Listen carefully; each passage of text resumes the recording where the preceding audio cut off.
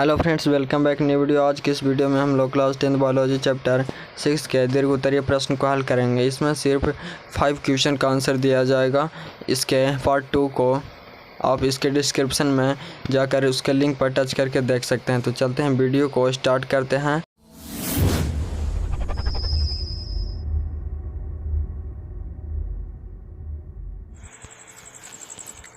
आज हम लोग चैप्टर 6 के दीर्घ उत्तरीय प्रश्न को हल करेंगे।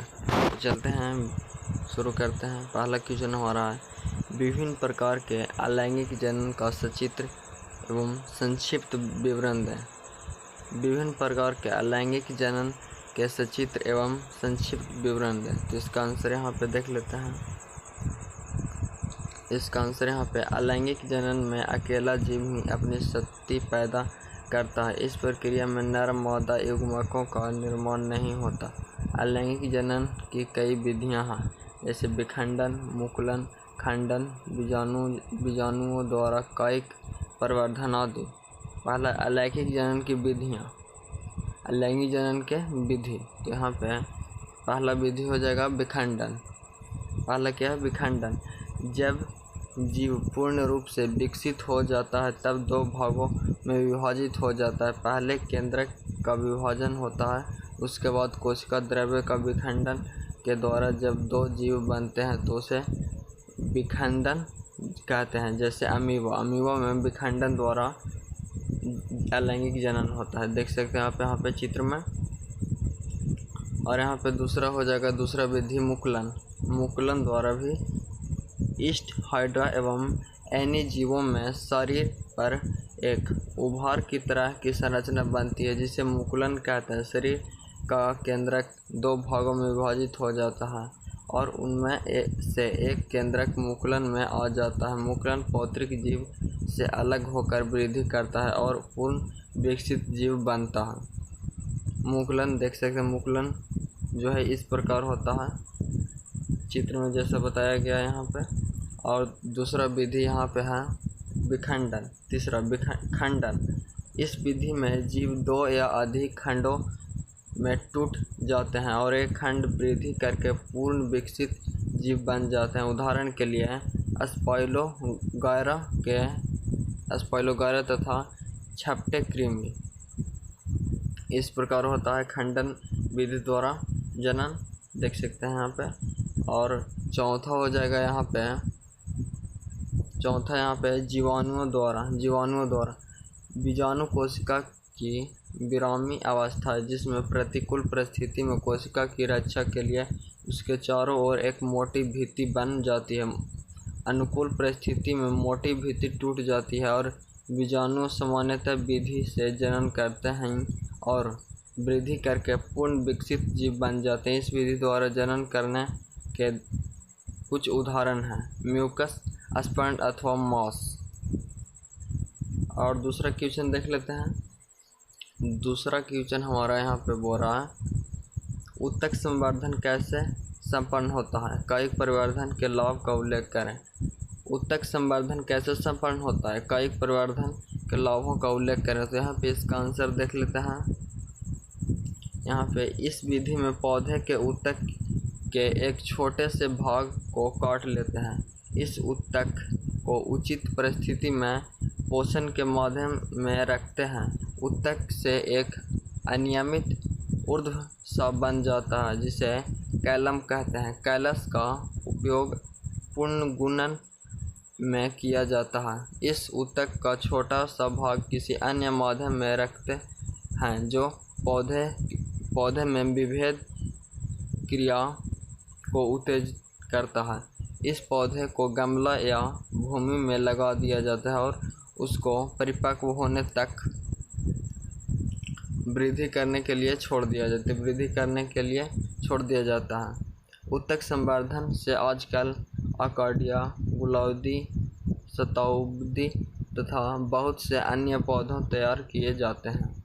इसके लाभ, यहाँ पे लाभ दिया गया है। पहला लाभ है यहाँ पे, सभी नए पौधे मात्र पौधे के समान ही होते हैं। इस प्रकार के अच्छे गुण वाले पौधे से कलम द्वारा उसके समान ही अनेक पौधे तैयार किए जाते हैं। पहला ये लाभ हो गया।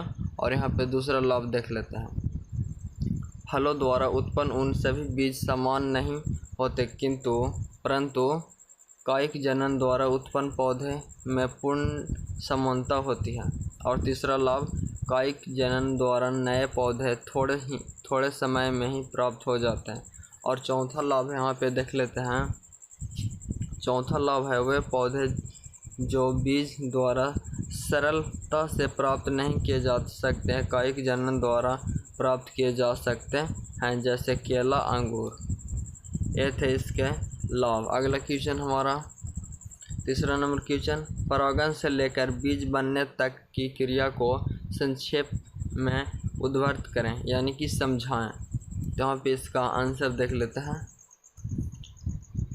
परागकोश से परागकणों का वर्तिक्राग तक स्थानांतरण परागण कहलाता है। फूल के पुंकेसर में परागकोश होते हैं जो परागकण उत्पन्न करते हैं। स्त्री केसर के 3 भाग होते हैं, अंडाशय, वर्तिकाग्र और वर्तिकाग्र। परागण के बाद परागण से एक नली निकलती है जिसे परागनली कहते हैं। परागनली में 2 नर युग्मक होते हैं। इनमें से एक नर युग्मक परागनली में से होता हुआ बीजांड तक जाता है। यह बीजांड के साथ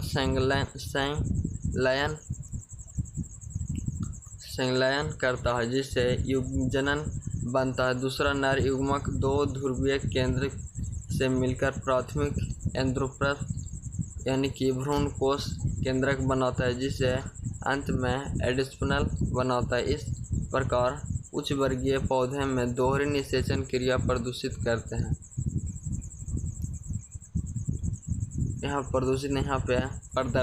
प्रदर्शित करते हैं। और आगे यहाँ पे देख लेते हैं। निषेचन के बाद फूल के पंखुड़ी, पुंकेसर, वर्तिकाग्र तथा वर्तिकाग्र गिर जाते हैं। वर्तिका तथा वर्तिकाग्र गिर जाते हैं। वह दल पुंज सूख जाते हैं और अंडाशय पर लगे रहते हैं। अंडाशय शीघ्रता से वृद्धि करता है और इनमें स्थित कोशिका विभाजन होकर वृद्धि करती है। बीज का बनना आरंभ हो जाता है। बीज में एक शिशु पौधे अथवा भ्रूण होता है। भ्रूण में एक छोटी जड़, एक छोटा प्रोरो तथा बीजपत्र होते हैं। बीजपत्र में भोजन संचित रहता है। यहाँ पे चित्र में इस प्रकार बताया गया है। समय अनुसार बीज सख्त होकर सूख जाता है। यह बीज प्रतिकूल परिस्थिति में जीवित रह सकता है। अंडाशय की दीवार भी सख्त हो सकती है और एक पतली बन जाती है। निषेचन के बाद सारे अंडाशय को फल कहते हैं।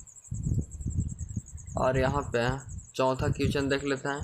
पादप में लैंगिक एवं अलैंगिक जनन के विभेद का विवरण दें। तो यहाँ पे इसका आंसर देख लेते हैं।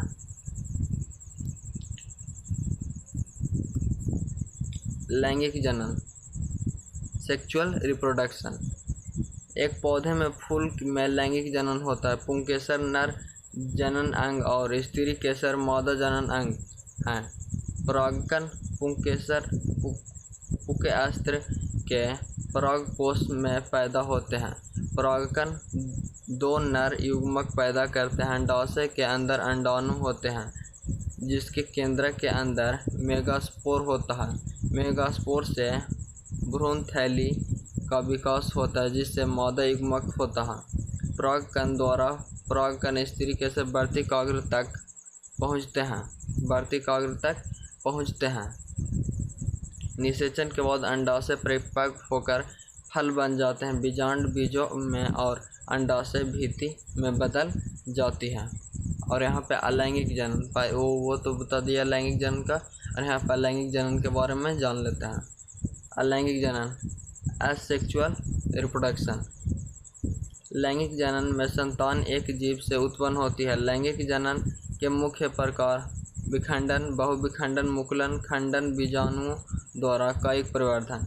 जब पौधे के कोई कायिक भाग जैसे पत्ती, तना और जड़ नया पौधा पैदा करती है तो इस प्रक्रिया को कायिक परिवर्धन कहते हैं। कुछ पौधे जैसे अमरूद तथा अथवा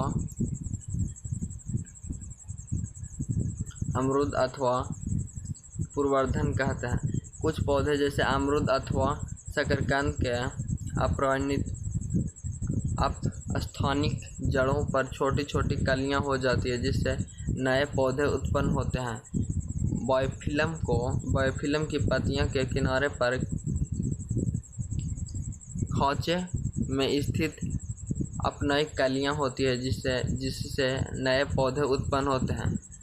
रोपण में ऐच्छिक पौधे की कलम को वृक्ष के स्कंद पर लगा दिया जाता है। कई प्रवर्धन की और भी बहुत सी विधियां हैं, जैसे कलम दाब, कलम तथा ऊतक प्रवर्धन। कई प्रवर्धन द्वारा उगाए गए पौधे पौत्रिक पौधे के बिल्कुल समान होते हैं। और अगला क्वेश्चन हमारा है, पुष्प के अनुदैर्ध्य काट 101 नामांकित चित्र बनाएं। यहाँ पे सिर्फ चित्र बनाने के लिए बोला गया है। यहाँ पे आप देख सकते हैं, यह है पुष्प का चित्र। इसमें जितने भी जनन के प्रक्रिया है और जितने भी अंग हैं जनन के, उन सब के बारे में बताया गया है, तो आप यहाँ पर देख लीजिएगा। और यहाँ पे इस वीडियो में बस इतना ही।